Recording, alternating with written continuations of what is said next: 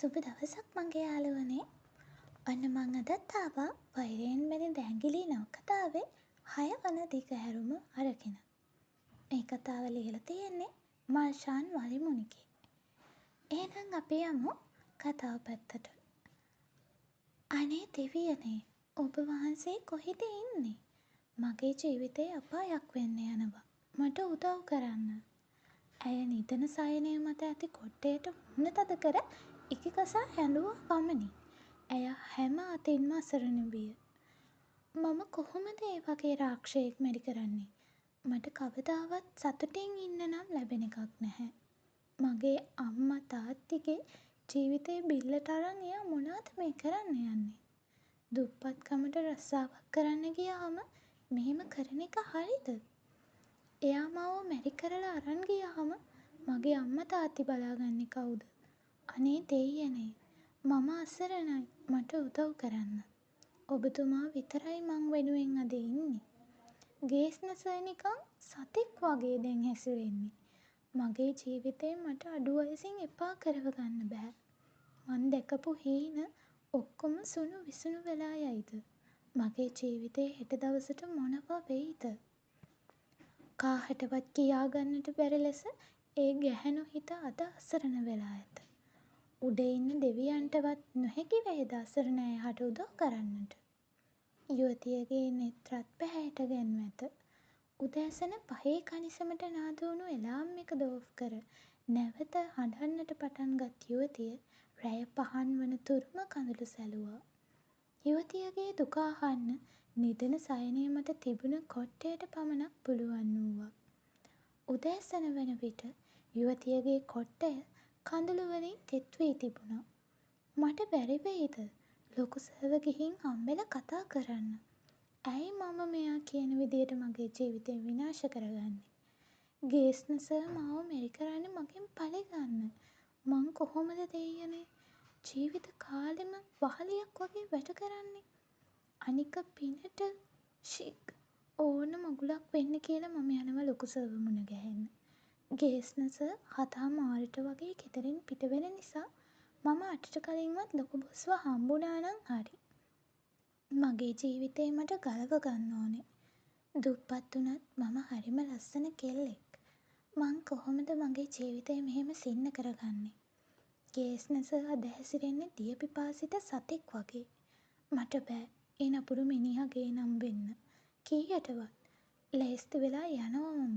ඔව් මට පුළුවන්. මං ගිහින් ලොකු බොස් එක්ක හැමදේම කියනවා. කොහෙන්දෝ ආව ධෛර්යයක් හිතට ගත් ෂේලි නිදා සිටි ඇඳ බෙඩ්ෂීට් පිළිවෙලකට සාදා වතුර මල් යටට ගොස් හොඳින් නාගත්තා.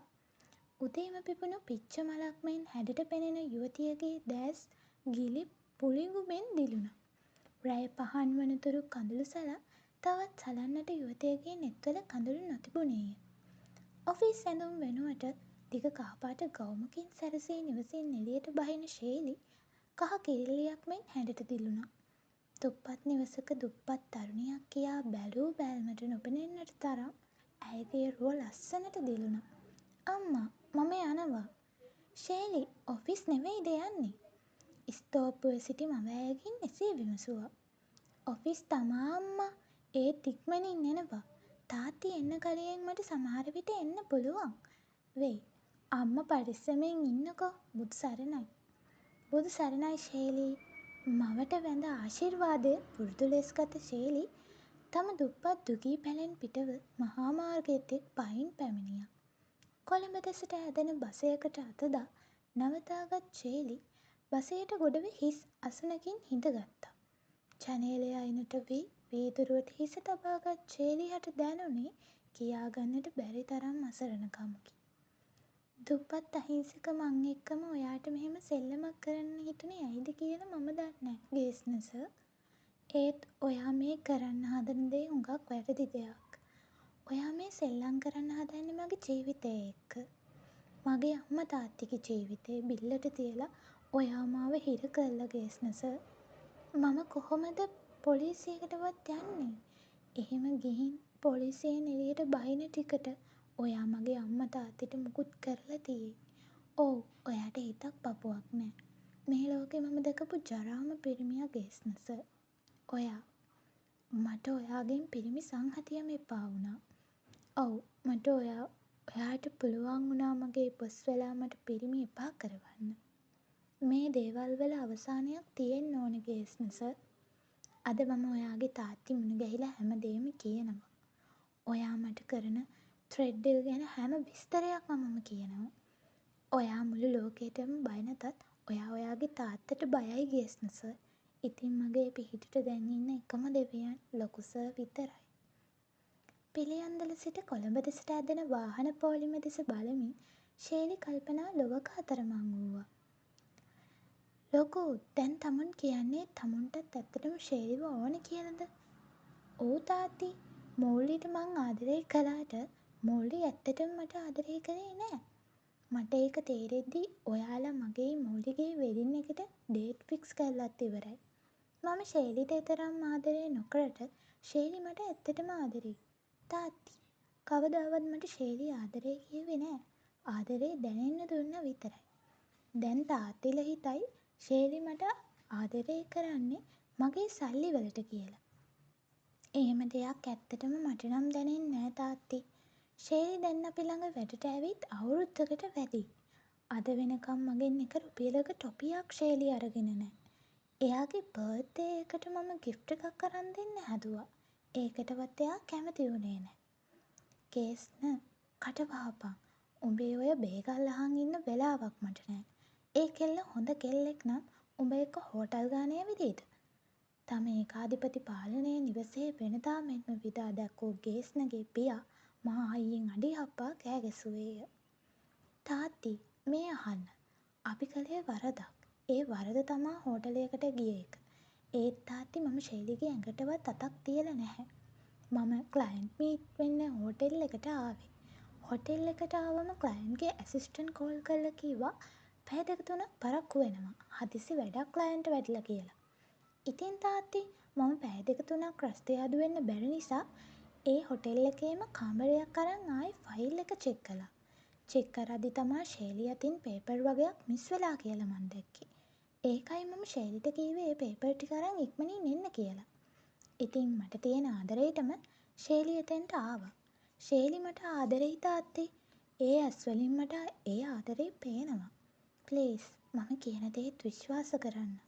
මම ඊයේ ගිහින් ශේලිට කියලා ආවේ. අද අම්මී තාත්තයි එක්ක එයාලගේ ගෙදර එන්නම් කියලා. ලබන සතියේ අපි මැරි කරනවා තාත්ති. ෂා මරුනි මුගේ කතාව බලන්නකො නෝනා. අර මූලිට අවුරුදු ගාණක් ආශ්‍රය කළාම එක දවසින් ඒ කෙල්ලවත් හැරිය හැටි කොහොමද? ඔව් ඉතින් උඹ වගේ සෙවලෙක්ට මූලි වගේ අහිංසක කෙල්ලෙක් නම් ගැලපෙන්නෙම නෑ තමා. උඹට හරියනම එක උඹම හොයාගත්ත එක හොඳයි. අම්මපා උඹේ මේ වැඩ නිසා මට පොඩි කෙල්ලවත් හදාගන්න වෙන්නේ නෑ. මූ එක බලද්දි පොඩි කොල්ල 1000කින් සම්පතක්. අපේ නෝනා කොහොමත් ලොකු උඹ කැමති වුණත් අකමැති වුණත් චේලිව උඹට බඳින්නම වෙනවා. මට මගේ බිස්නස් පාර්ට්නර්ස්ලට මුණ දෙන්න බැරුව යනවා. වෙඩින් එක කැන්සල් වුණා කිව්වම. අනික තමා මම උඹගේ තාත්තා. උඹගේ හැටි මම නොදන්නවයෑ. සමහර විට ශෛලිව බය කරලා උඹට ඕන දේවල් උඹ කරගෙන අපේ අතටම අහුණු නිසා මෙහෙම උඹ ඇසිරෙනවද කියන්නේ මට සැකයි. ශෛලිගේ මූණ බැලුවම කියන්න පුළුවන් ඒ කෙල්ල අහිංසකයි කියලා. මට ඒ ගැනත් ටිකක් හිතන්න වෙනවා. මොකද ශෛලි වගේ පොඩි කෙල්ලෙක්ට කපටි කියලා කියන්නත් අමාරුයි මට. ඇත්ත කියපන් ලොකු උඹ ඒ කෙල්ලව බය කරලා නේද? හෝටලයකට ගෙන්නම ගත්තේ මූලිට වඩා ශෛලි ලස්සන නිසාද? උඹට ශෛලිව ඕන උනේ මූලි තරම් සුදු නැති වුණාට ශෛලිගේ තියෙන ලස්සන මූලි ළඟ නෑ. උඹ ඒකට ආශාවෙන් නේද ඒ කෙල්ලව බය කරලා හෝටල් එකට ගෙන්නම ගත්තේ? අපේ අතට අහුන නිසා නේද උඹ දැන් මේ බොරු කතන්නේ?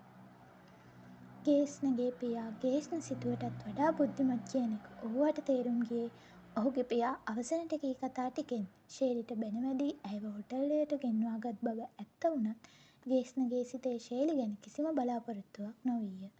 ඔහු සිත ඇත්තේ යුවතිය ගැන වෛරයක් පමණයි. තාත්ති එහෙම දෙයක් වුණේ නෑ. ඔයා ගියහම ශෛලිගෙන් අහන්න. එයාම කියයි. මට එයා කැමතියි කියලා. මම මොකටද අම්මා ඔයාලට බොරු කියන්නේ? ඔයාලවත් කියන්නකෝ.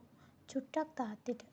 අම්මේ මද වෙලාවක් ගේස්නගේ හැසිරීම දිහා බලන් හිටි ඔහුගේ මවටද ඔහු ගැන අමුත්තක් දැනුණා.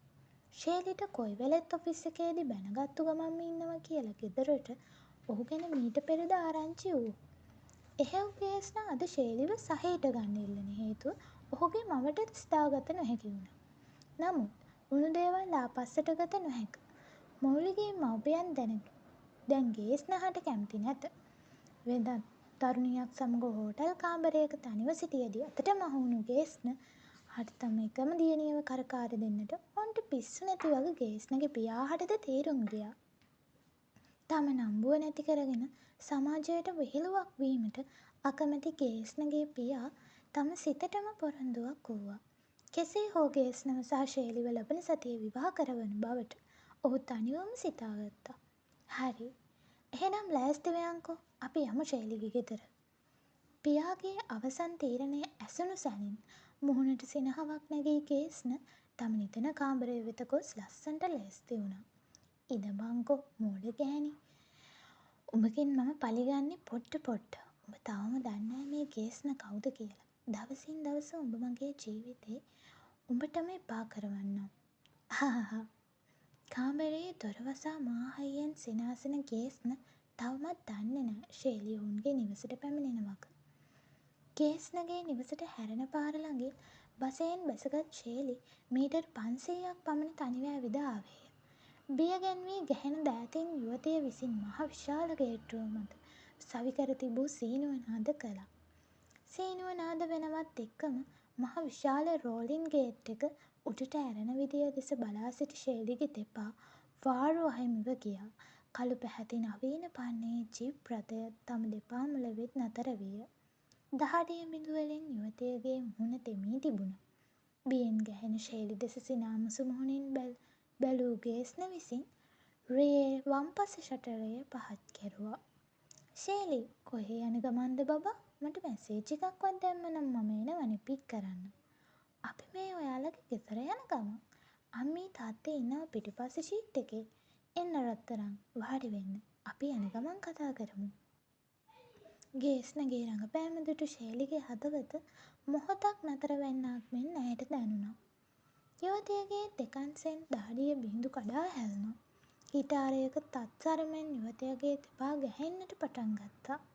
බඩත් එක්කම කොරවී ශේලිට බාත්රූම් යන්න තරම් අපහසුවක් දැනුණා. මුළු ගතම ගිනිගන්නාසේ ඇය හට දැනුණා. දෙවියනේ, මං මොනවද කරන්නේ? ගේස්න සර් ඉස්සරහා ඇත්ත කියලා මගේ අම්මයි තාත්තයි මරාගන්න මට බෑ. එහෙම කියලා මේ වගේ චරාමිනිහෙක් කසාද බැඳලා ජීවිතේ කාලකන්නි කරගන්න මට බෑ. මම අසරණයි දෙවියනේ. කිරේට අහුණු පුවක් ගෙඩියක් මෙන් ඇය සොර වූවා. තම මව්පියන්ගේ ජීවිතයද තමන්හට මහත්සේ වටිනවා. නමුත් ඇයට ඇගේ ජීවිතයද එමෙන්ම වටින්නේය. ශේලි, නගින්න බබා, පරක්කු වෙනවා. Sorry sir.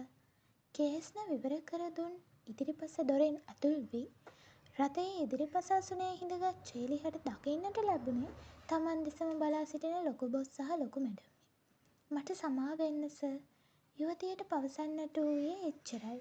රථයෙන් බැසවිත් තමන්ට දොර විවර කර දී ඇය රථයට ගොඩ වූවායින් පසු නැවත විත් රියදුරු අසන පැත්තෙන් දොර විවර කෙරූ ගේස්න දෙස ඇය අසරණ වී බැලුවා. යුවතිය සමග සිනාසී ඇගේ වම් කම්බුල සෙමෙන් පිරිමැද රථය පදවන්නට සැරසුණු ගේස්න දෙසම ඇය බලා සිටියේ මවිතයින්.